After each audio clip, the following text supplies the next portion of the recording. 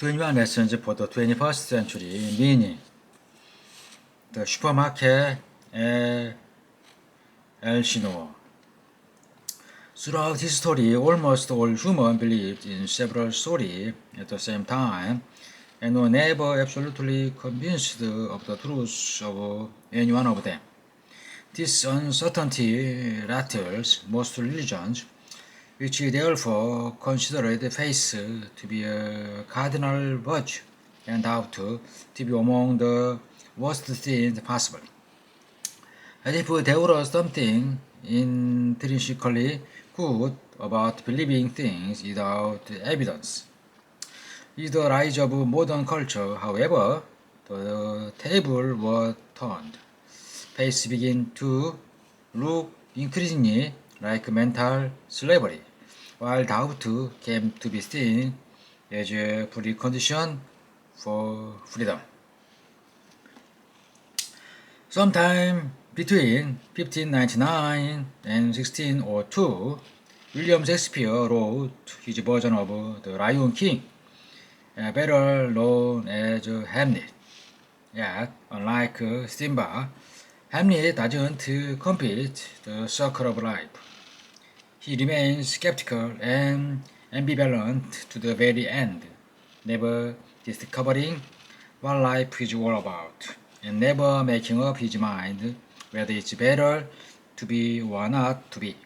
In this, Hamlet is the paradigmatic modern hero. Modernity didn't reject the plethora of stories inherited from the past. Instead, it opened a supermarket for them. The modern human is free to sample them all, choosing and combining whatever fits his or her taste. Some people cannot stand so much freedom and uncertainty. Modern totalitarian movements such as fascism reacted violently to the supermarket of doubtful idea and outdid even traditional religions in demanding absolute faith in a single story. Most modern people, however, took a liking to the supermarket. What do you do when you don't know what life is all about and which story to believe? You sanctify the very ability to choose. You stand in the supermarket aisle with the power and the freedom to choose whatever you like. Examining the product laid out for you, and please the frame cut the end. Run the credit. According to the liberal mythology, if you spend a long enough time in that big supermarket, sooner or later you will experience the liberal epiphany and realize the true meaning of life. All the stories on the supermarket shelves are fakes. The meaning of life isn't a ready-made product. There is no divine scripts, nothing outside me can give meaning to my life. It's I who imbue everything with meaning through my free choice and through my own feeling. In the fantasy film Willow, the run-of-the-mill George Lucas fairy tale, the infamous hero is an ordinary dwarf who dreams of becoming a great sorcerer and mastering the secret of existence. One day, such a sorcerer passes through a dwarf village in search of an apprentice. Willow and two other hopeful dwarfs present themselves, and the sorcerer gives the aspirant a simple test. He extends his right hand, spreads his finger, and asks in a Yoda-like voice, "The power to control the world is in each finger? Which of the three were dwarfs pick a finger, but they all picked the wrong one. Nevertheless, the sorcerer noticed something about Willow and later asked him, "When I held on my finger, what was your finger impulse?" Said Jello in embarrassment. "Well, it was stupid to pick my own finger." "Aha!" the sorcerer exclaimed in triumph. "That was the correct answer. You lack faith in yourself." Liberal mythology never tired of repeating this lesson. It's our own human finger that wrote the Bible, the Quran, and the Vedas, and it's our minds that give these stories power. They are all daft, beautiful stories, but their beauty is strictly in the eyes of the beholder. Jerusalem, Mecca, Varanasi, and Bodh Gaya was a sacred place, but only because of the feeling humans experience when they go there. Itself, the universe is only a meaningless hedgepage of atom. Nothing is inherently beautiful, sacred, and sexy. Human feelings make it so. It's only human feeling that make red apple seductive and a piece of turd disgusting. Take away human feeling, and you are left with a bunch of molecules. We hope to find meaning by fitting ourselves into some ready-made story about the universe. But according to the liberal interpretation of the world, the truth is exactly the opposite. The universe does not give me meaning. I give meaning to the universe. This is my cosmic vocation. I have no fixed destiny or dharma. If I find myself in Simba's or Arjuna's shoes, I can choose to fight for the crown of the kingdom, but I don't have to. I can just as well join a wandering circus, go to Broadway to sing in a musical, or move to Silicon Valley to launch a startup. I am free to create my own dharma. Like all cosmic stories, the liberal story to start with a creation narrative. It says that the creation occurs every moment and that I am the creator. What then is the aim of my life? To create meaning by feeling, by thinking, by desiring, and by inventing. Anything that limits the human literally to feel, think, desire, and invent limits the meaning of the universe. Therefore, liberty from such limitations is the supreme idea. In practical terms, those who believe in the liberal story live by the right of two commandments: create and fight for liberty. Creativity can manifest itself in writing a poem, exploring your sexuality, inventing a new app, or discovering a previously unknown chemical. Fighting for liberty includes anything that frees people from social, biological, or physical constraints, be it demonstrating against brutal dictators, teaching girls to read, finding cure for cancer, or building a spaceship. The liberal pantheon of hero houses, Rosa Parks or Pablo Picasso, alongside Lucius Pastel and the Wright brothers. This sounds extremely exciting and profound in his theory. Unfortunately, human freedom and human creativity are not what the liberal story imagine them to be. To the best of our scientific understanding, there is no magic behind our choices and creations. They are the product of billions of neurons exchanging biochemical signal, and even if you liberate humans from the yoke of the Catholic Church and the Soviet Union, the choice will still be dictated by biochemical algorithm, as ruthless as the Inquisition and the KGB. The liberal story instructs me to seek freedom to express and realize myself, but the both of self and freedom are mythological chimeras borrowed from a fairy tale of ancient time.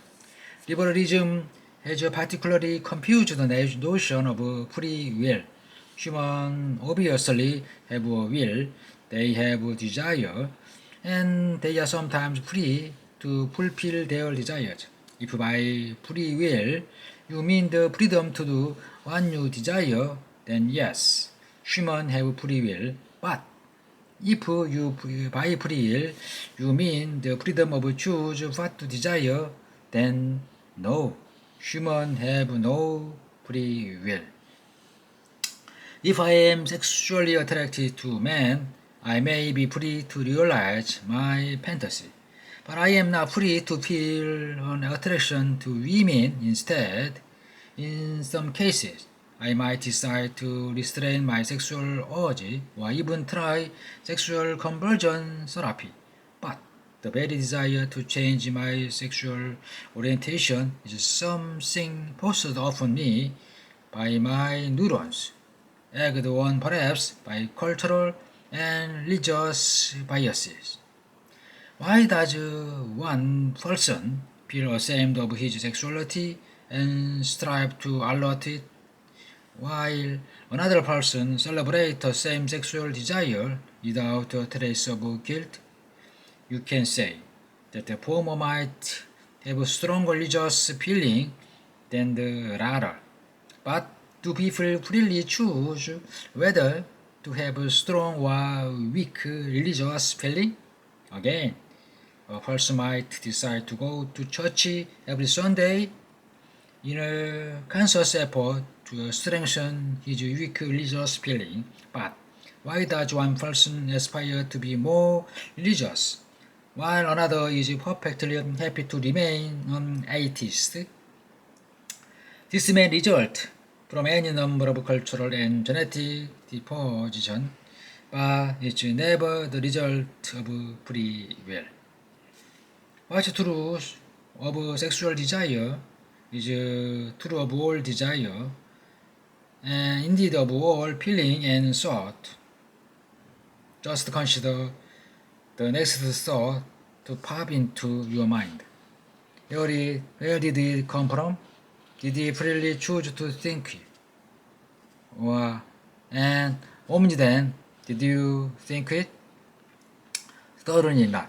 The process of self-exploration begins with the same thing. They belong progressively harder. At first, we realize that we do not control the world outside us. I don't decide when it rains. Then we realize that we do not control what's happening inside our own body. I don't control my blood pressure. Next, we understand that we don't even govern our brain. I don't tell the neuron when to fire. That's more difficult. Ultimately, we should realize that we do not control our desires. Realizing this can make us less obsessive about our opinion and feelings, and more attentive to other people. It can also help us explore the truth about ourselves. People sometimes imagine that if we renounce our belief in free will, we will become completely apharistic and just caught up in some corner and stop death. In fact, renouncing this illusion kindles a profound curiosity.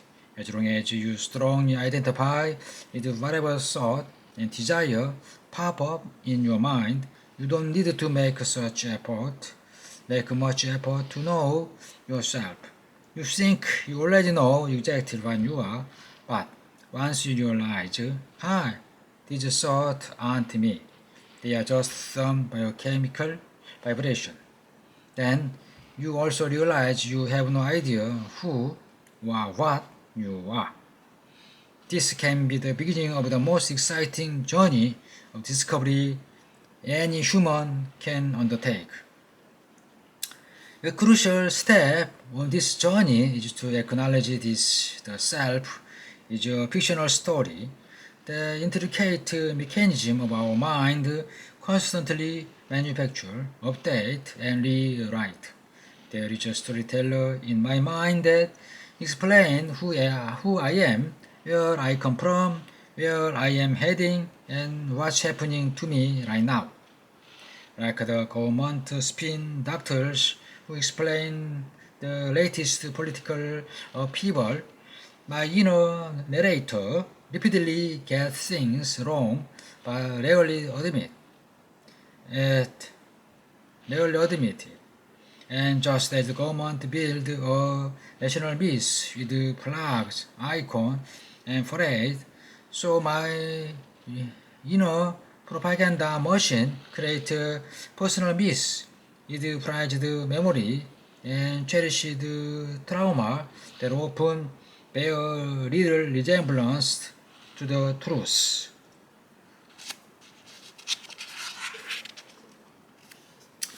In the age of Facebook and Instagram, you can observe this myth-making process more clearly than ever before, because some of it has been outsourced from the mind to the computer. It's fascinating and terrifying to behold people spending countless hours constructing and embellishing a perfect self online, becoming attached to their own creation and mistaking it for the truth about themselves. That's how familiar holiday plot with traffic jam, pretty squabble, and tense silence become a collection of beautiful panoramas, perfect dinners, and smiling faces. 99% of one experience never become part of a story of the self. It's particularly noteworthy that our fantasy self tend to be very visual, whereas our actual experience are corporeal. In the fantasy, you observe a scene of your mind's eye or on the computer screen. You see yourself standing on a tropical beach, a blue sea behind you, a big smile on your face, one hand holding a cocktail, and the other arm around your lover's waist. What paradise! What the picture does not show is the annoying fly that bites your leg, the cramping in your stomach from eating fishy that had gone slightly up, the tension in your jaw as you fake a big smile, and the ugly fight the happy couple have 5 minutes ago. We could only feel that what the people in the photo felt while talking them. If you really want to understand yourself, you should not identify with your Facebook account or with the inner story of the self. Instead, you should observe the actual flow of body and mind. You will see thought, emotion, and desire appear and disappear without much reason and without any command from you, just as different wind blow from this or that direction and mess up your hair. And just as you are not the wind, so also you are not the jumble of thought, emotion, and desire you experience. And you are certainly not the synthesized story you tell about them with hindsight. You experience all of them, but you don't control them. You don't own them. You are not them. People ask, who am I? And expect to be told a story. The first thing you need to know about yourself is that you are not a story.